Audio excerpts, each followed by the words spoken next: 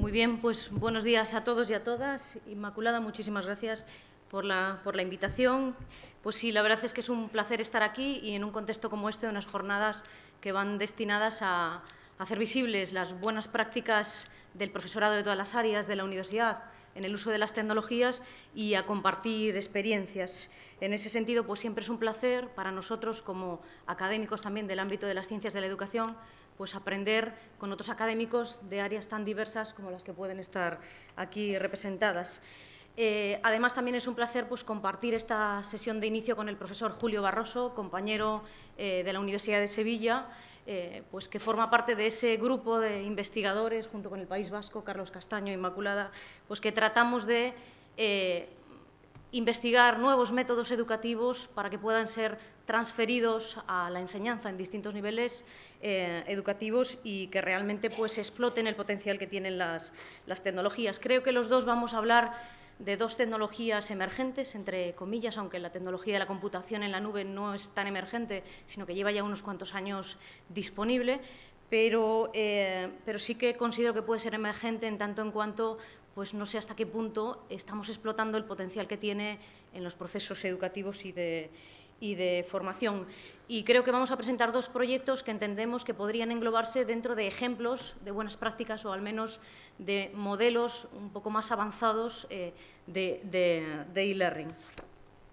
Bien, me gustaría empezar, por eso que los pedagogos siempre nos gusta contextualizar, pues me gustaría empezar la intervención antes de hablar del proyecto, hablando de e-learning, ¿no?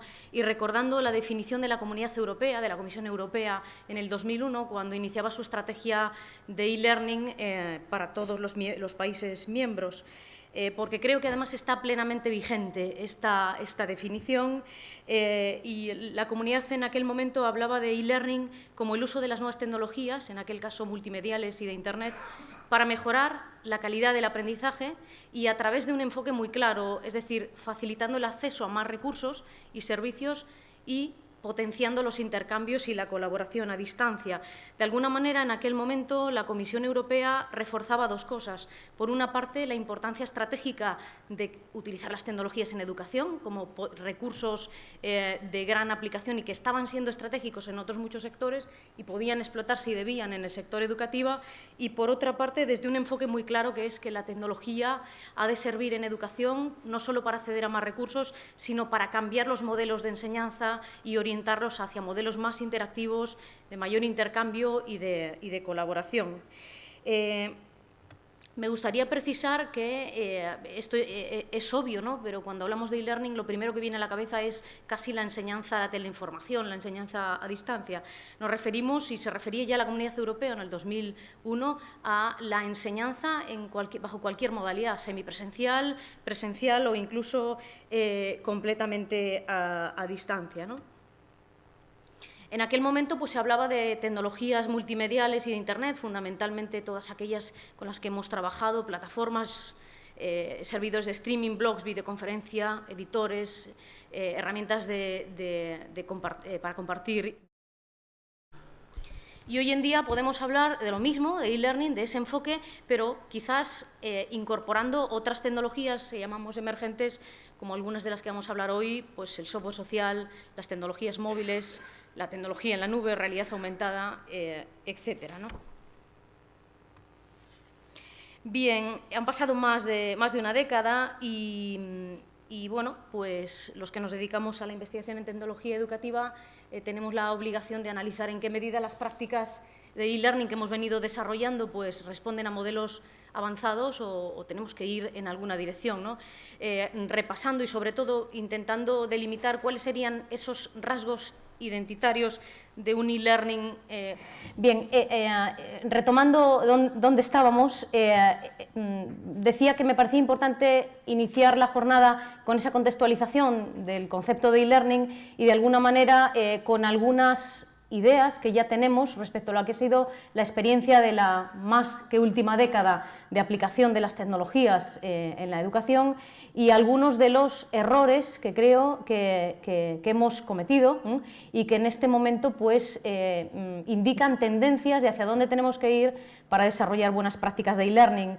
Uno de los principales, si queréis, fallos o errores, pues es esa importancia que le hemos dado al medio en sí mismo, a la tecnología en el contexto universitario, a la plataforma. Desde esos primeros años, década de los 2000, cautivos de Blackboard, por ejemplo, el salto a software libre y los campus virtuales a través de plataformas ya liberadas, libres como Moodle, no sé cuál es la que utilizáis en la Moodle, igual que en la Universidad de Santiago, ¿no?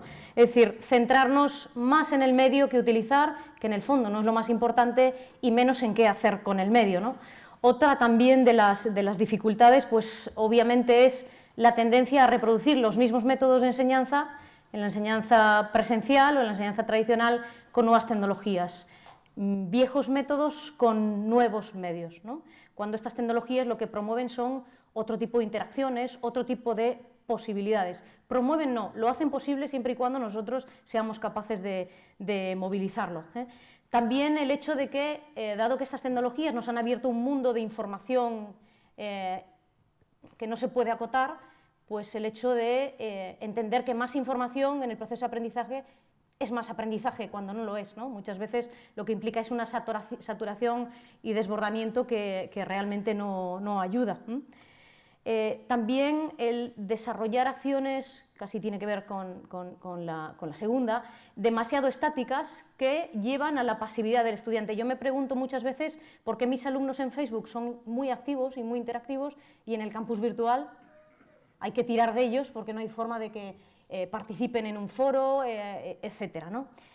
A veces creo que la clave está en las propuestas de interacción que somos capaces de movilizar para que el alumno trabaje con el material digital, trabaje con los contenidos o trabaje contigo, ¿no? como profesor. La desconexión también con la experiencia de aprendizaje autónomo tiene que ver con esto que decía, que por qué ellos en las redes sociales son tan activos y en el campus virtual no. Es decir, ellos tienen, y nosotros ya, una cultura digital, una serie de herramientas también que utilizan en su proceso de aprender, no solamente en el proceso de ocio, y que muchas veces están absolutamente desconectadas. Yo puedo necesitar un editor online y apuesto por este cuando el más generalizado y el que ellos utilizan es otro. El caso no es el medio, sino el caso es el tipo de procedimiento que yo quiero que ellos apliquen, ¿no? Este es un mantra del profesor Cabero, un maestro nuestro, ¿no? Ya lo conozco hace 2 décadas, pero es que es la realidad. El medio en sí mismo no enseña, sino que la clave de una buena práctica de e-learning está en la metodología y en la capacidad del profesor o de la profesora precisamente para movilizar procesos de aprendizaje. Bien, desde ese punto de vista, ¿cuáles son las tendencias o los rasgos definitorios de lo que sería una buena práctica de e-learning? Pues primera tendencia, a integrar distintas tecnologías, herramientas y servicios de formas complementarias, no solamente las plataformas. Hemos pasado por un periodo en el que también el medio es lo importante, la plataforma no moviliza procesos innovadores, dejamos de lado la plataforma y nos vamos a ver ahora con la nube, a probar, o con las tecnologías sociales. Yo creo, bueno, y creen sobre todo los expertos, que no, que la tendencia es a integrar estas tecnologías. El profesor Castaño y la profesora Maiz citan a Weinberger muchas veces como que el medio o el entorno de formación es como una pieza débilmente articulada, ¿no? De distintos herramientas y servicios, ¿no?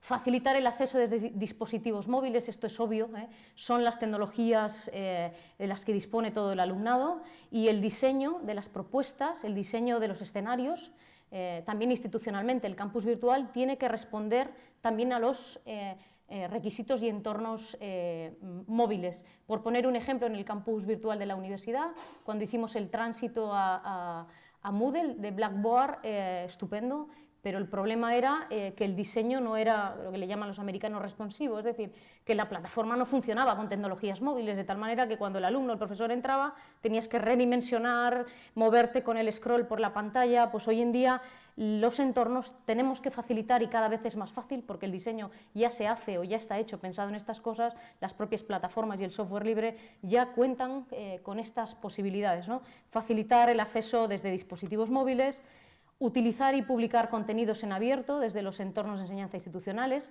aunque sí que es cierto que nosotros como académicos estamos con esto muy, perdonad la expresión, vendidos, ¿no? Por todo lo que tiene que ver con la producción científica, el registro académico mediante ISBN, todo lo que tiene que ver con lo que nos reconocen o no nos reconocen para sexenios, etcétera. Pues desde luego el futuro va por ahí, y no solamente por el hecho de que esa es la tendencia, sino por el hecho de que todo lo que se publica hoy en la red de forma abierta tiene mucha calidad, muchísima, y cada vez hay más tendencia a que el conocimiento científico esté accesible y a los alumnos les facilitemos acceso a múltiples conocimientos, contenidos y no acotados, ¿no? Promover y aprovechar los escenarios de aprendizaje formal, modificar los roles, unos roles más horizontales del profesor y el alumno en el aula, y apoyarse en lo que llamamos comunidades de la práctica, donde docentes y alumnos pues colaboramos, interactuamos, participamos y compartimos. De alguna manera son esos elementos que hoy en día decimos que definen buenas prácticas de e-learning, o lo que denominamos también, o se denomina e-learning 2.0, de propuestas que se apoyan en la pasividad a la interactividad, o de propuestas que se apoyan en la transmisión de conocimiento e información a la colaboración. Bien, hecha esta contextualización, acotar un poco el concepto de tecnología en la nube. Todos utilizamos servicios en la nube, todos utilizamos software sin necesidad de instalarlo. Bien, el proyecto Rural School Cloud que vengo a presentar fue aplicado en el contexto de enseñanza no universitaria, pero luego comentaremos un poco las posibilidades también, y vosotros seguramente que las extraeréis de la propia práctica, que puede tener una tecnología así en el contexto de la enseñanza universitaria. Bueno, pues se apoya en lo que le llamamos la tecnología de la computación en la nube, iCloud, la tecnología iCloud, que como sabéis pues es una tecnología muy explotada y pensada para el mundo de la empresa, y que de alguna manera desde nuestra experiencia pues tiene muchas posibilidades para la educación, ¿no? Y más en contextos, por ejemplo, como es el del caso que voy a presentar, rurales, en los que hay una limitación clara de infraestructuras, en las que hay menos servicios o hay grandes distancias. Bien, la computación en la nube es una tecnología que se basa su funcionamiento fundamentalmente en ¿qué? En ofrecer servicios cada vez más diversos y flexibles y potentes, infraestructura, software, plataformas, etcétera, y hacerlo a través de Internet. Es decir, herramientas que podemos utilizar de todo tipo sin necesidad de instalarlas en nuestros propios ordenadores. Por lo tanto, no son recursos físicos que nosotros tenemos en el campus virtual, en nuestra máquina, en el laboratorio, etcétera, sino recursos que están en Internet. En el contexto educativo, por ejemplo, esta tecnología representa, a mi juicio, pues un medio que puede resolver muchos problemas de infraestructuras, por ejemplo, los problemas que tenemos habitualmente de actualización de equipos y de software, también de anchos de banda, problemas de accesibilidad, y por otra parte también pensamos que puede contribuir a una mayor equidad, ¿no? En el sentido de que disminuye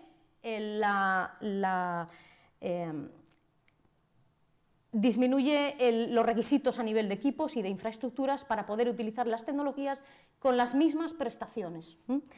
Bien, por eso simplifica barreras técnicas, algunas os serán familiares, pues es sencillo, desvía todos los problemas de actualización, de instalación, mantenimiento, etcétera, a los responsables de la administración tecnológica, es decir, como tú no tienes los equipos, no están en tu laboratorio, el software, etcétera, toda la tarea de mantenimiento o de actualización no te corresponde a ti, sino corresponde a los gestores de la nube.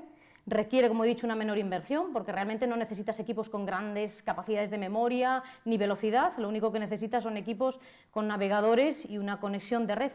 Ni siquiera necesitas gran ancho de banda, porque son ligeros, es decir, el peso está en la nube, no se traslada a tus equipos, y sobre todo que se ajusta también a distintos tipos de dispositivos y también los dispositivos móviles. Bien, el proyecto Rural School Cloud surge de una experiencia previa que le llamamos Escolas na Nube, que es una primera experiencia piloto de aplicación o de intentar desarrollar una solución tecnológica basada en la nube para el contexto de 4 CRAS, es decir, Colegios Rurales Agrupados de Galicia. Los colegios rurales agrupados son estructuras educativas, organizativas, alternativas a las habituales, están generalmente en contextos muy dispersos. En el País Vasco me imagino que también se dan estas situaciones, no sé si siguen existiendo. En Galicia estamos hablando de contextos del rural muy profundo, con gran dispersión, con muchas distancias hacia los centros urbanos o centros de referencia, y por lo tanto el sistema educativo ofrece escuelas que son alternativas, en el sentido que tienen una estructura organizativa completamente distinta. Los CRAS pues son unidades que generalmente agrupan varios centros de un determinado entorno, los profesores son los mismos, giran, van trabajando en todos los centros y se mueven. Bien, esta experiencia piloto surge pues, con la necesidad de un grupo de profesores de escuelas rurales, de primaria y secundaria, que nos dicen que tienen, primero, muchos problemas porque las instalaciones tecnológicas habituales en los centros públicos no les llegan, no hay ancho de banda, no hay red, no hay nada, y por otra parte su forma de funcionar requeriría herramientas que les ayudaran a resolver algunos problemas. Pues, por ejemplo, yo por la mañana empiezo en Vedra Vocation y tengo que recorrer 60 kilómetros y me he olvidado el pendrive con la información. O cuestiones como cada uno vivimos en un punto, cómo hacemos para organizar una programación didáctica, ¿no? Entonces, pues de esta manera nos pidieron al CESGA, el Centro de Supercomputación de Galicia, es un centro público derivado del CSIC y de la Consellería de la Xunta de Galicia. En realidad lo que tenemos ahí es el supercomputador, ¿no? El FISTERRAE, y una sección de teleformación que da servicio a los investigadores, ¿no? Con la que llevamos trabajando muchos años. Ellos nos ayudan a desarrollar soluciones tecnológicas y se apoyan en nosotros para que esas soluciones tengan una aplicación en el campo educativo. Bueno, pues lo que nos pidieron básicamente es algún tipo de solución que pudiera resolver esto. En el CESGA estaban experimentando la tecnología cloud, nosotros también, y dijimos, bueno, pues vamos a probar de una manera así sencilla. Conseguimos el patrocinio de Hewlett Packard, un poquito de dinero, creo que nos dio en aquel momento 6.000 euros, y bueno, pues en base a software libre fundamentalmente, como veis hay alguno Open Meeting para sistema de videoconferencia, OnCloud, una herramienta súper valiosa equivalente a Dropbox, pero libre y perfectamente privada, pues desarrollamos un entorno. En aquel momento los colegios rurales agrupados engloban 3 niveles, infantil, primaria y en algunos casos secundaria obligatoria, y la idea fue, vamos a intentar desarrollar un escritorio remoto que permita al profesorado trabajar con tecnología, con recursos didácticos, y que permita también enriquecer los procesos de aprendizaje. Este proyecto, a diferencia del siguiente, que es el que quería comentar, lo que hace es resolver problemas de infraestructura, resolver problemas también de colaboración, organizativos, y fundamentalmente también dotar a los padres, madres de los alumnos y a los alumnos de entornos enriquecidos, formativos, con materiales didácticos digitales para reforzar el proceso de aprendizaje. Como consecuencia de esa primera experiencia, desarrollamos 3 entornos de nube, veis que son 3 escritorios remotos compartidos, en realidad a los que se accede simplemente desde un enlace, y que contaban, veis que están también adaptados a cada uno de los destinatarios. La Cloud de Maestros, pues realmente ¿qué era? Era una herramienta con un escritorio remoto con herramientas de videoconferencia o de comunicación en tiempo real, alojadas en la propia nube, un espacio para compartir materiales, personal, cada uno tenía su material sin necesidad de ir con su lápiz, o un espacio también donde compartir materiales que ellos iban haciendo, materiales didácticos para compartir o para trabajar o desarrollar juntos, ¿no?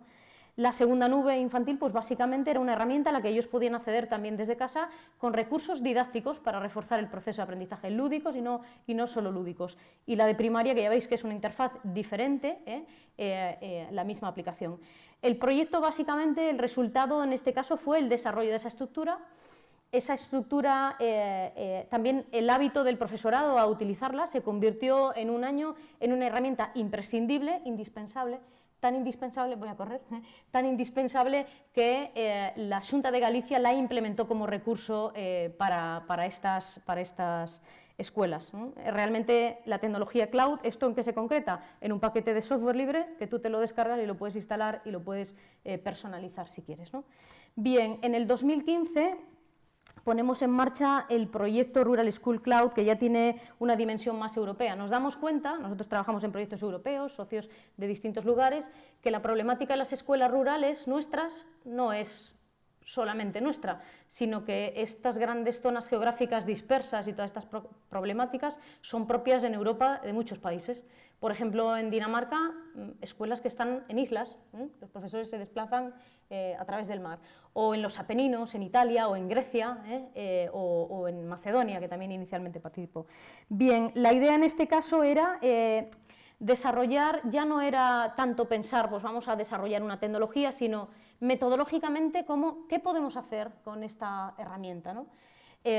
Y el proyecto, pues lo que intentamos hacer es desarrollar propuestas metodológicas concretas para utilizar la nube, pero desde una perspectiva de transformamos las prácticas y vamos a hacer trabajo colaborativo entre los profesores, vamos a convertir o intentar convertir al alumno también en creador de producciones digitales, etc. Bien, no voy a entrar en el proceso, los proyectos europeos, como cualquier otro proyecto, tienen una matriz lógica con resultados y una estructura de trabajo, se desarrolla una solución, en este caso hacemos una experiencia piloto en escuelas, evaluamos y determinamos qué hay que mejorar o cuáles son los puntos fuertes. Bien,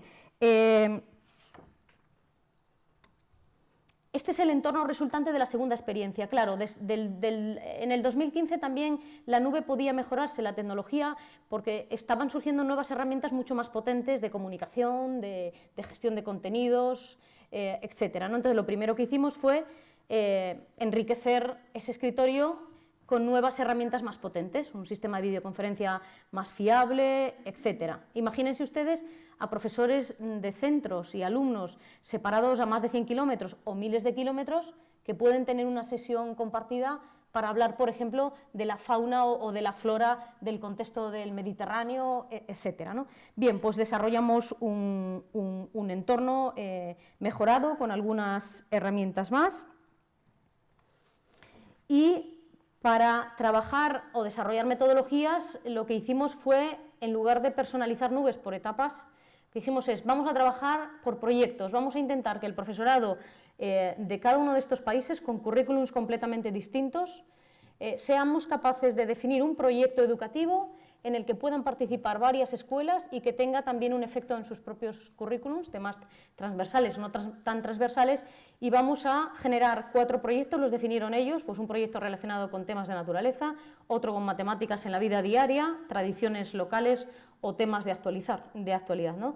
La idea fue, desarrollamos propuestas metodológicas, propuestas de enseñanza para el aula, en las que podamos enriquecer todos con contenidos y que puedan ser transferibles, incluso puedan motivar situaciones en las que trabajas con un centro inglés o con un centro griego. Ahí el tema del idioma es complejo, pero bueno, en este caso, por ejemplo, una aplicación en nuestro contexto no lo sería. Bien, participaron 583 alumnos, 72 profesores, 13 escuelas de esos países. Como creo que el tiempo está bastante justo y simplemente es una introducción, decir que toda la información está en la página web del proyecto, se puede descargar el software, se puede descargar el manual que estamos divulgando, ¿no? Pues donde se explica un poco la experiencia, cómo ponerla en práctica, requisitos pedagógicos, técnicos, etcétera, y incluso unas guías para instalarlo, o incluso los propios compañeros del campus virtual. Pensando en el contexto universitario, ayer, pues obviamente, claro que tiene aplicación, seguramente que vosotros estáis ya pensando en algunas aplicaciones, por ejemplo, en el contexto del TFG, o por ejemplo, del trabajo fin de grado, o por ejemplo en el contexto de titulaciones interuniversitarias. No sé qué pasa en el País Vasco, pero en Galicia tenemos grandes problemas para que nuestros campus virtuales compartan datos, bases de datos, calificaciones, etcétera, ¿no? En el contexto también de poner en marcha en las ingenierías proyectos educativos, proyectos de trabajo, en el contexto de las prácticas en centros. ¿Qué dificultades tenemos normalmente para el seguimiento del practicum con los profesionales del mundo de la empresa o de las instituciones? Bueno, algunas ideas, pero creo que este es un camino, el de la aplicación de la nube a la docencia universitaria, que todavía tenemos que explotar.